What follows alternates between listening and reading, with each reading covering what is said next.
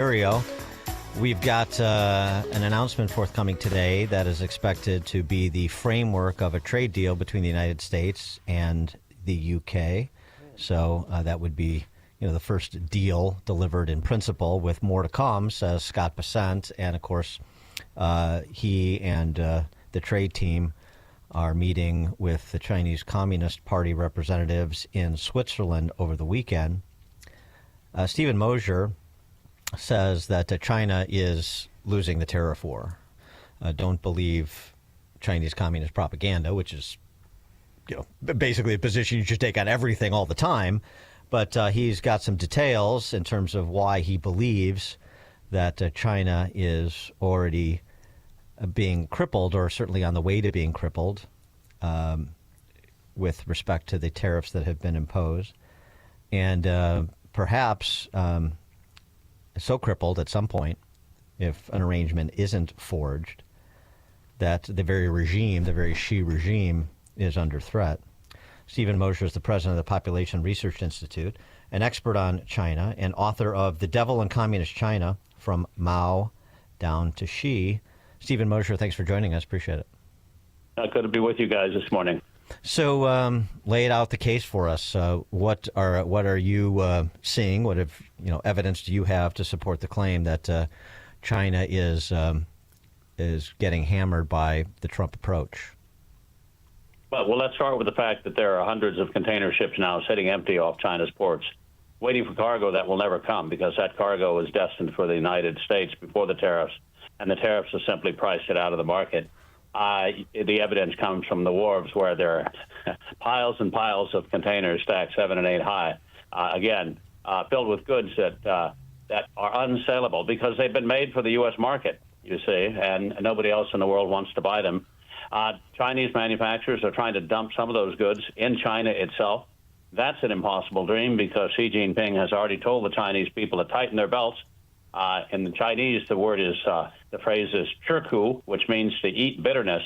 The last time the Chinese people had to eat bitterness, they were eating trees and tree bark and grass during the famine after the Great Leap Forward, and 50 million people died. So no one in China who has any money is going to spend any money other than on necessities. 10 million people will be out of work in the next 2 weeks. That's Scott Bessent, the Secretary of the Treasury, speaking. That number will double to 20 million and 30 million in a couple of months.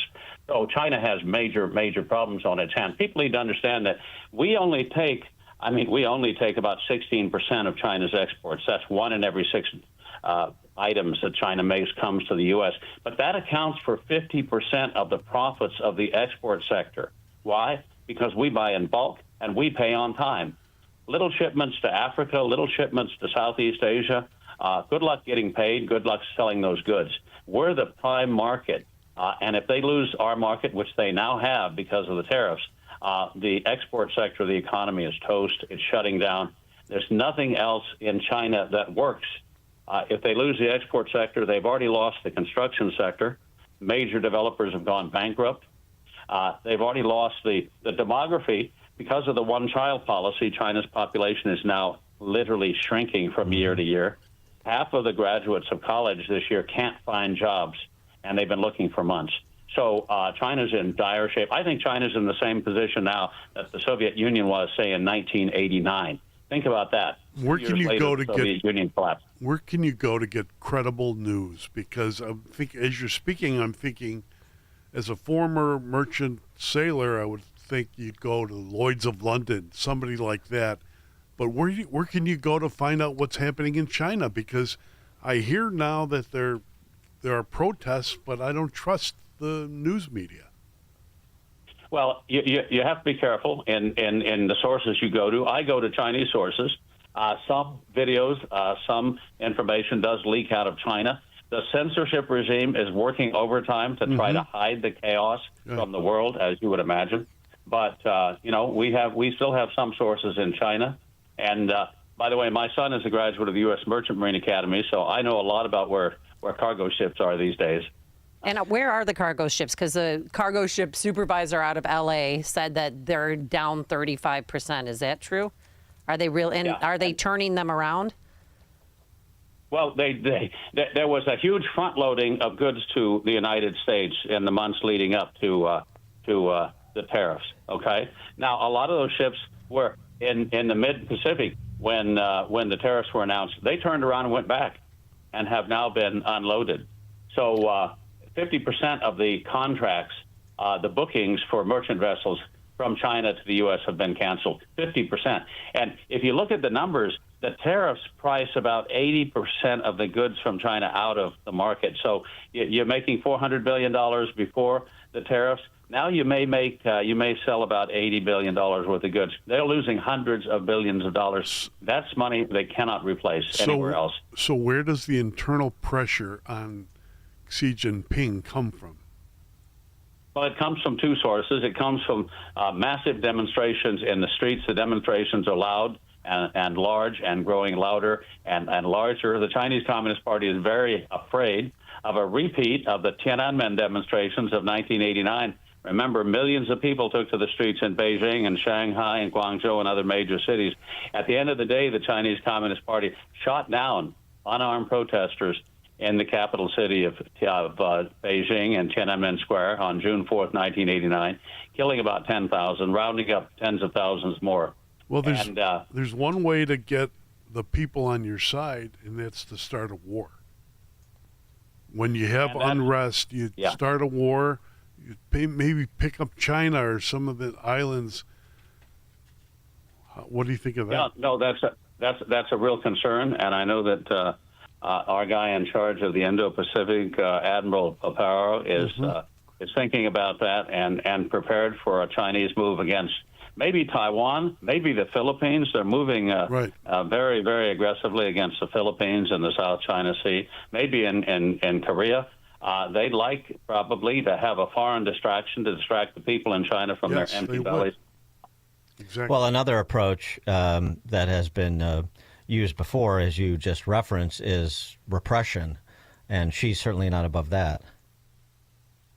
No, absolutely not. But the other force against Xi now are the senior Communist Party officials. Some of them retired, people like the former Premier Wen Jiabao, others who are retired but still have enormous political clout within the Chinese communist political system, and they're very unhappy. They're very unhappy because they're at risk of losing the billions of dollars that they have expropriated from the Chinese people. They're at risk, I think they believe, of losing their lives if there's a massive revolution. So Xi Jinping may be walking on the edge of a precipice right now. I wouldn't be surprised if the senior leaders got together and removed him, and then went to Trump and said, you know, we're the new team, and we really want to make nice. Were they going to do that with Mitch McConnell? Maybe they could hire Mitch McConnell and his wife to go forward, right? Or extend a contract. I'm not sure which. Well, I mean, so just more evidence in support of the case that you're making is, and it's interesting because there seems President Xi, the Chinese communist dictator there, seems to be making some moves. One of the moves is to reduce tariffs on a number of American products. The other is just recently to visit his ally of convenience, Vlad Putin, in Russia. So what are we to make of those moves? Well, China has the China Customs Administration has circulated a memo saying that 131 different American products will be exempt from the tariffs. So they've already taken about a quarter of the U.S. imports off the tariff list already, preemptively, without any concessions on our part. And as far as going to see Vladimir Putin. Yeah, I mean, Xi Jinping would like to have a major war. We already have a war between Russia and Ukraine. He'd like to see that war escalate. He'd like to see it involve NATO. He'd like to see America drawn into a conflict with Russia. Why? To deplete our munitions and disperse our forces and take some of the pressure off him so that maybe he could move on Taiwan successfully, which I don't believe he can now. Why don't you believe that? I don't believe that because there's a 100-mile moat between China and Taiwan, and amphibious landings are the most difficult military maneuvers in the books. I spent 8 years as a naval officer in the Far East with the 7th Fleet, And I've also been all around the island of Taiwan. Very few places you can land successfully on the island of Taiwan. And it's hard to get an invasion fleet across the Taiwan Strait. So that's a very difficult road to hoe. And I think he would only undertake it if he were in absolute desperate straits now. His plans are to invade by 2027. It's now 2025. He's not ready. The People's Liberation Army is not ready, and the invasion would fail. What about an embargo to, say, prevent Taiwan Semiconductor from sending chips to the U.S.? That's probably the primary concern, is trying to cut off Taiwan's 5 ports, not allowing shipping to go in or out, and the blockade would have to be broken. And so that would be, if you stop, cargo vessels from going into the port of Kaohsiung in the south or Keelung in the north, it would mean war. Because Taiwan only has about 2 weeks of energy supplies on hand, and the food supplies are limited as well. So the embargo would have to be broken, and that would mean war. Now, Chinese naval vessels, by the way, are built with reinforced bows. So we're back in the time of the Greeks and the Romans, where you're ramming ships, and that's what China has been doing. It has been ramming Japanese ships, ramming other vessels in the South China Sea to keep them away from what China claims is its own territory. It's sort of gray zone warfare. If a ship rams you, is that an act of war? Well, not if you can blame the other captain for, bad ship handling. Gulf of Tonkin redux. Interesting. The play then for President Trump, I mean, if what you're saying is true and Xi's regime is so precarious and is being destabilized, then even if there is some pain to be felt in America by soybean farmers and other particular industries, should Trump take the approach of rather than working on a deal, bleeding China out and seeing if he can't foment regime change there? Well, China has the ambition to dominate the 21st century. And I believe for the sake of the freedoms that we in the United States hold dear, that the Chinese Communist Party must be defeated. I think this is probably the best opportunity we will have to send that regime into the dustbin of history. And I will tell you this, that should make every listener angry. Beijing has now said it will stop the trade in fentanyl if we lower the tariffs. Think about that. Wow. So they're ransoming the lives of our children for the tariffs, right? You get it. After years of falsely claiming that China had absolutely nothing to do with the fentanyl trade, we don't know where the factories are. We don't know where the shipments are coming from. We're not laundering the money. We know that they were actually doing all those things, by the way. Now they're saying we will stop killing 80, 90,000 Americans every year if you lower the tariffs. Well, this is an ongoing chemical weapons attack on the United States. It's killed hundreds of thousands of people. Now they have admitted that they're controlling the fentanyl trade. They're profiting from the fentanyl trade. I say keep the tariffs in place. When they're raise the tariffs. They're at the stage now that I feel like, should we all put masks back on? Because what's next? More virus from China? Well, that was a biological weapons attack. You see, people need to understand that China has been at war with us across all domains except the kinetic. They haven't been firing bullets at us, but they've been at war with us in cyberspace and at war with us in trade, on currency, all sorts of domains. And they've been winning. For 25 years, they've gotten completion. I think that Xi Jinping thought that he had the winning hand a couple of years ago. That's when he became increasingly aggressive, thinking that America is on the downslope, that China has won.